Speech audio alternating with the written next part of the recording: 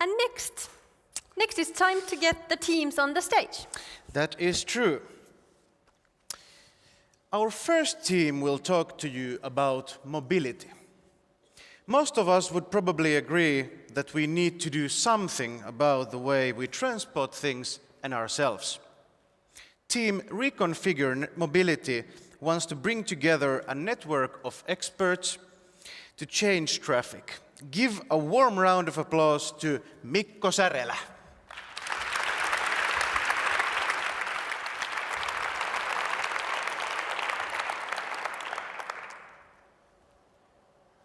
One of the hardest things when it comes to moving things or people is delivering goods and services to people who have met a humanitarian crisis, whether it's due to a natural disaster or a war.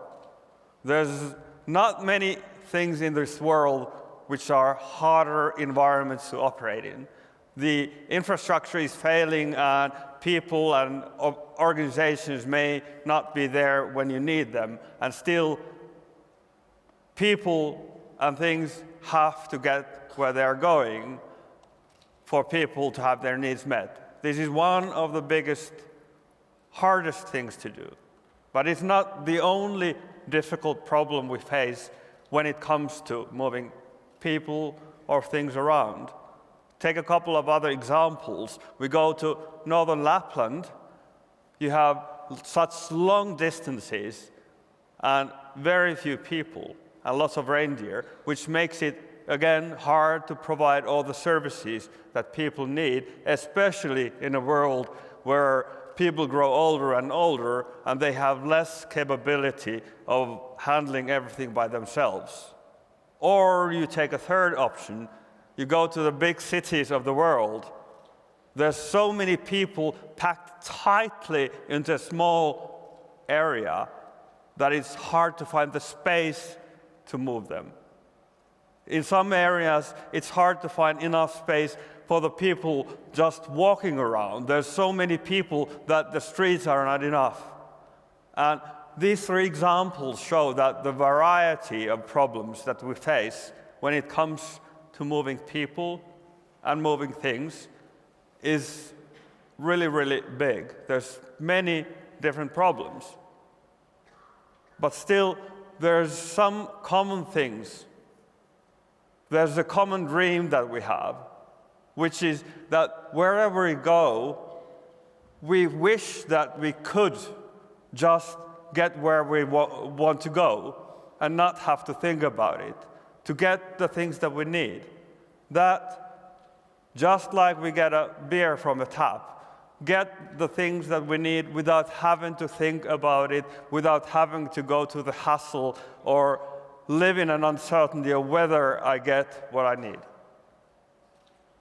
Now, if you look at things from another direction, we also face another reason to change the way we move, and that is sustainability.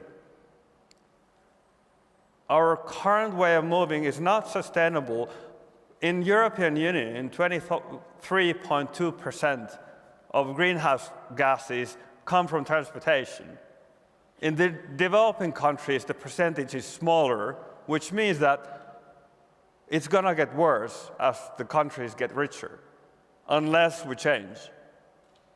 This way of moving is destroying the very earth that gives us life. Also, it's economically a big challenge. More than 10% of our income is used for moving. Doing things in a better way provides opportunities for businesses, but it also makes it really hard for people who are poor, who don't have the means to solve actual problems in their lives. Providing a better way of mobility can provide people an ability to keep on the social ties that they might have left somewhere far away that they cannot maintain today. So we have ecological, economical, and cultural reasons for the change that we do.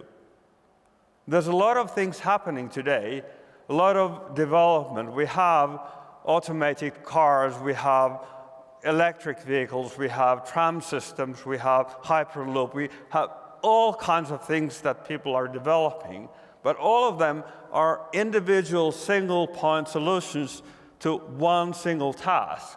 None of them have the ability to provide the big service that lets people have the service wherever they go and however they work. They scatter all these things around and waste our resources. To do better, we must understand that the services and the technology are two different things.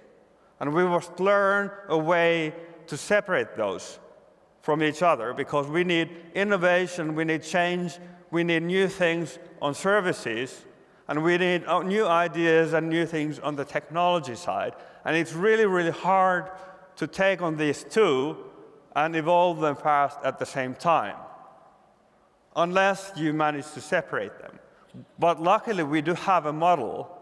If you take the internet, one of the crucial, big, great things about the internet was that the engineers, they separated technology from the services by creating a layer in between, the narrow neck of the hourglass, to separate those two things and to allow them to evolve separately. And that is what we are going to do when we reconfigure mobility. We find the same bottleneck and work a way of changing the future based on that. And our team, we have people who have a deep understanding of the internet architecture, transportation systems, service design, business, and economics. And we want to bring everybody who's interested in making a better world and a better way of moving together, making projects and changing the world bit by bit. Thank you very much.